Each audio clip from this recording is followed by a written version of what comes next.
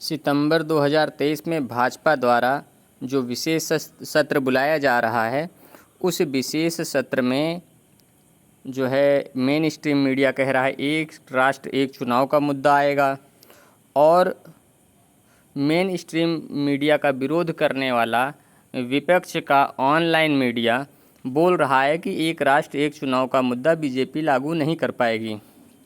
आइए समझते हैं कि बीजेपी किस तरह से भारत में एक राष्ट्र एक चुनाव का मुद्दा लागू कर सकती है, इसके लिए बिल ला सकती है किस तरह से।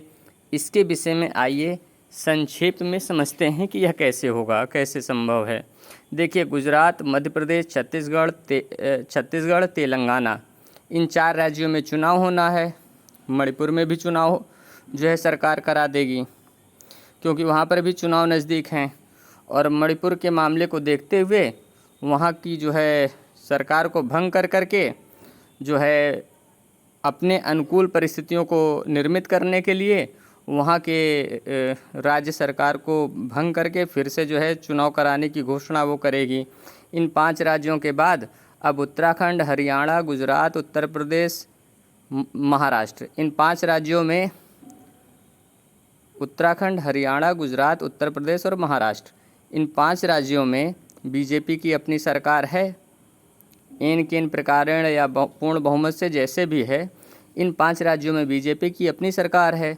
इस तरह से 5 राज्यों में चुनाव होने हैं और 5 राज्यों में उसकी सरकार है। इस तरह से 10 राज्यों में वह सीधे सीधे तौर से चुनाव करा सकती है। अपने राज्यों में जहां उसकी पकड़ है, उसकी अपनी सरकारें बैठी हुई हैं, उन सरकारों को भंग करके एक देश एक चुनाव के तहत वो चुनाव कराएगी। इसके अलावा कश्मीर को पूर्ण राज्य की जो है स्वायत्तता दे करके पूर्ण राज्य बना करके वहाँ पर वो चुनाव कराएगी। तमिलनाडु और अरुणाचल प्रदेश में अपनी पकड़ के अनुसार वहाँ के विधानसभाओं को वहाँ के मुख्यमंत्रियों द्वारा जो है भंग करवा करके चुनाव करवा सकती है बीजेपी। इसके अलावा केंद्र शासित 7 राज्य हैं, जहाँ पर लगभग सभी जगह ये मान करके चलिए कि इनके अपने राज्यपाल बैठे हुए हैं। इन 7 राज्यों के केंद्र शासित 7 राज्यों के राज्यपालों से अनुमोदित करा करके जो है वहाँ की विधानसभा को भंग करा सकती है बीजेपी।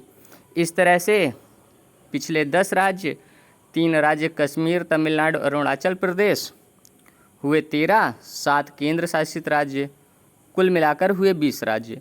इन 20 राज्यों के साथ लोकसभा चुनाव कराने के लिए वो अपने आप को बहुमत में दिखाएगी, और इन 20 राज्यों का जनमत दिखा करके, मतलब राज्य सरकारों का मत दिखा करके सभी राज्यों को जो है सभी राज्यों की विधानसभा को जो है बीजेपी भंग कर देगी।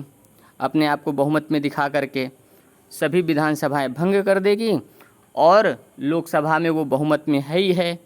लोकसभा में वो अपना बिल पारित करा लेगी, राज्यसभा में इन प्रकारेण पारित करा लेगी।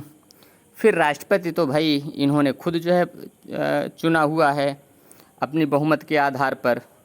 तो इस तरह से पूरी तरह से भाजपा एक देश एक चुनाव का एजेंडा सभी प्रदेशों में लागू करके चुनाव करा सकती है। सभी प्रदेशों में विधानसभा चुनाव और लोकसभा चुनाव। इस तरह से वह अपनी इज्जत बचा सकती है और एक राष्ट्र एक चुनाव का एजेंडा भी लागू कर सकती है। जो विपक्ष का मीडिया बोल रहा है कि भाजपा के पकड़ की बात नहीं है, भाजपा ऐसा नहीं करा सकती, एक राष्ट्र एक चुनाव नहीं करा सकती है, ऐसा मोदी के बस की बात नहीं है, ऐसा है, वैसा है, ये है, वो है, तमाम तरह की बातें कर रही है, वैसा सब कुछ नहीं है। इस तरह से भाजपा चुनाव करा सकती है।